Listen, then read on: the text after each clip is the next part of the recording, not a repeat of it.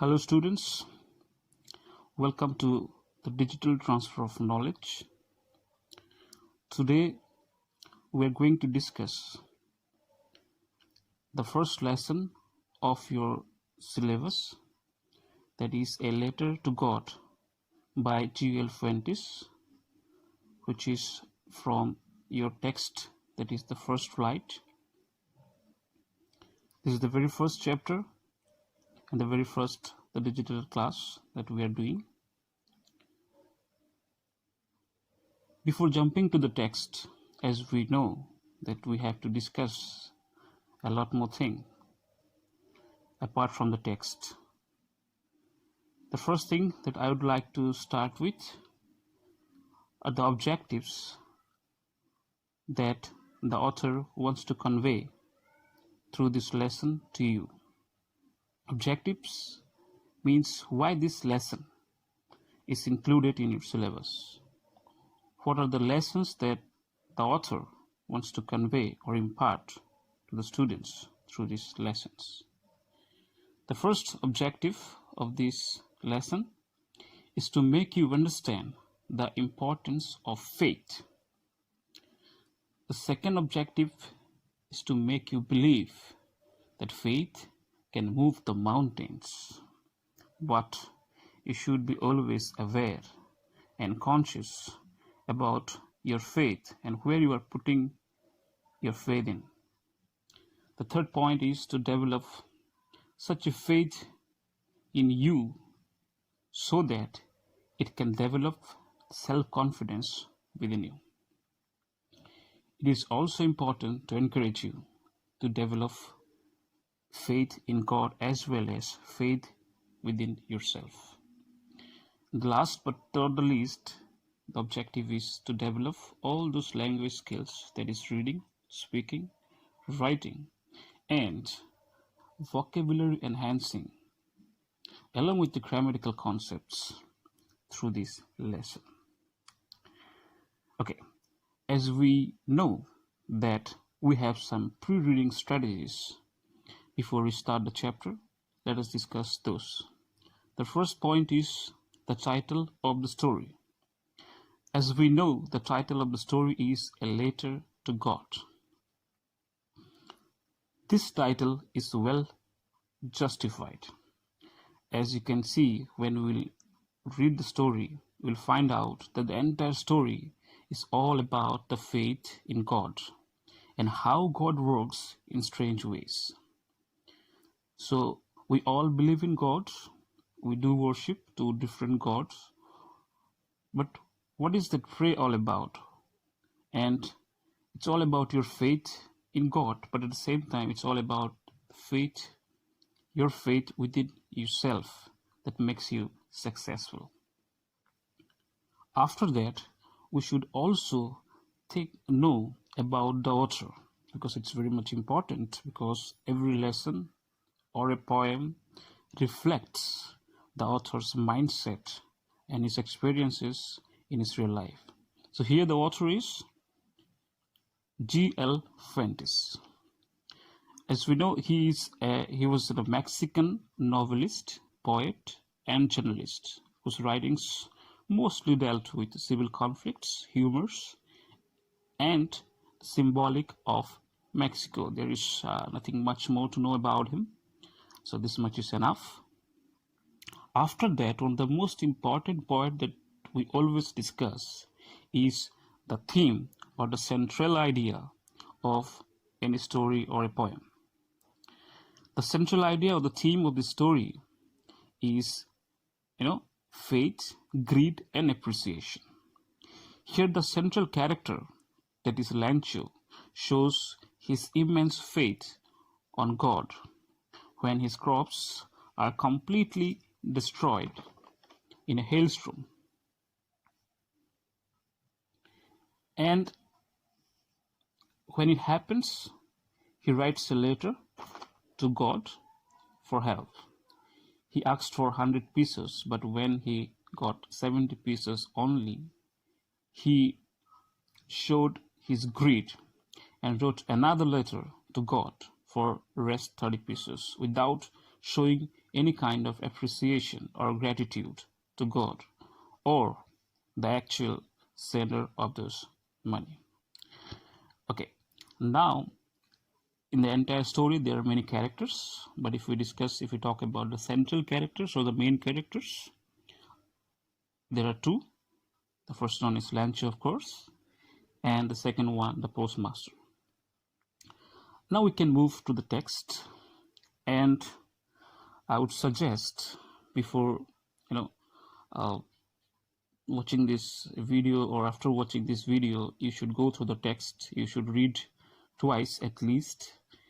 Once loud reading to improve your speaking skill.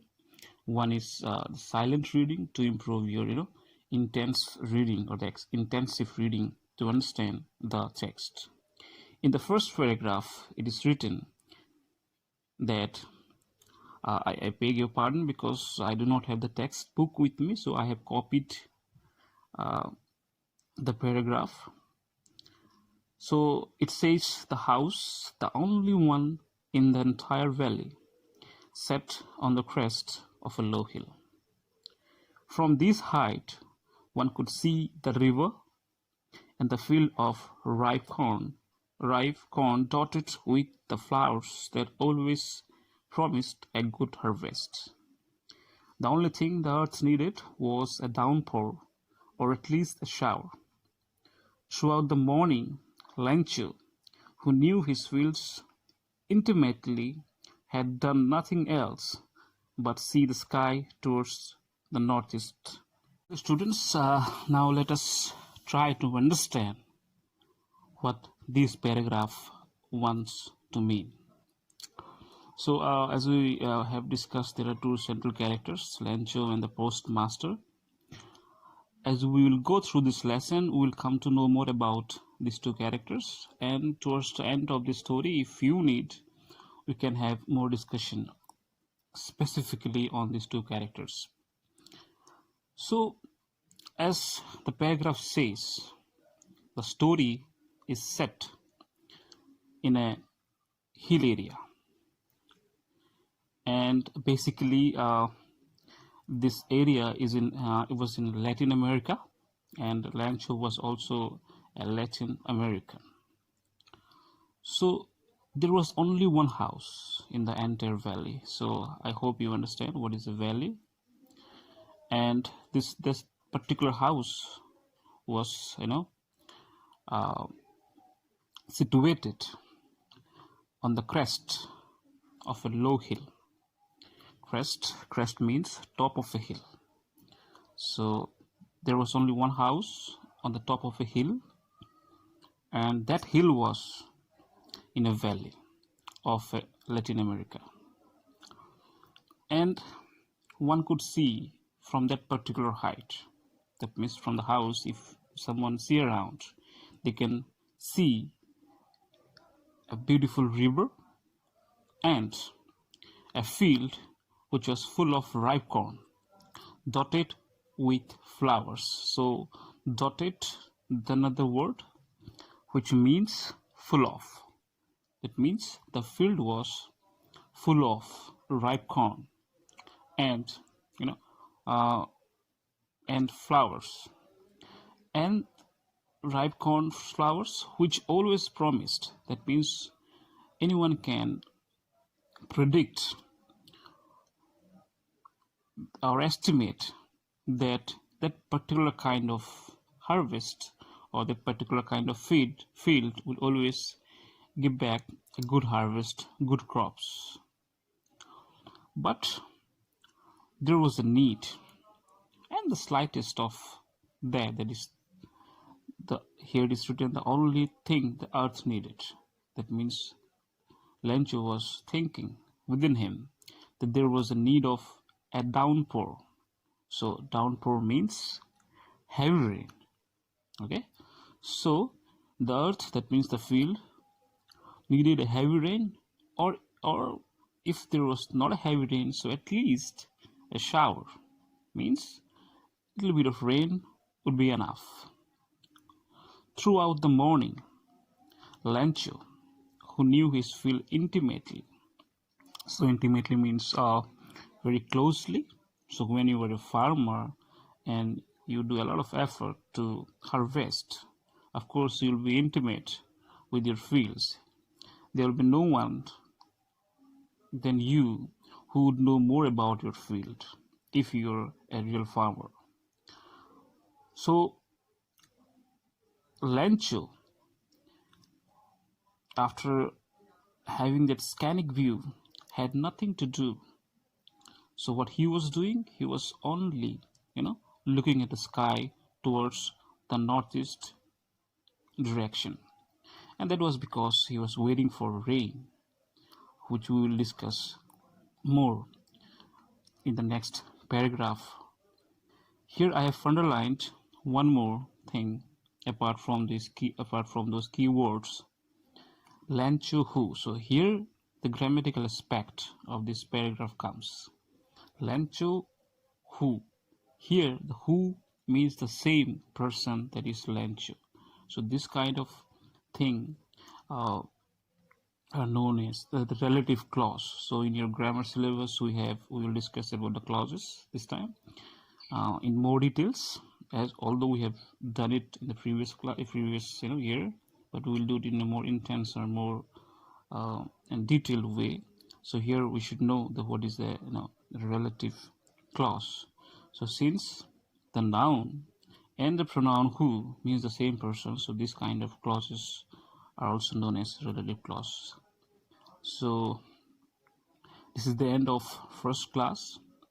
I hope we'll continue and we'll get to know more about this lesson in the next classes, in the coming classes. But before that, I would like to request you to go through the text intensely, read out as much as possible, try to understand, read between the lines, and also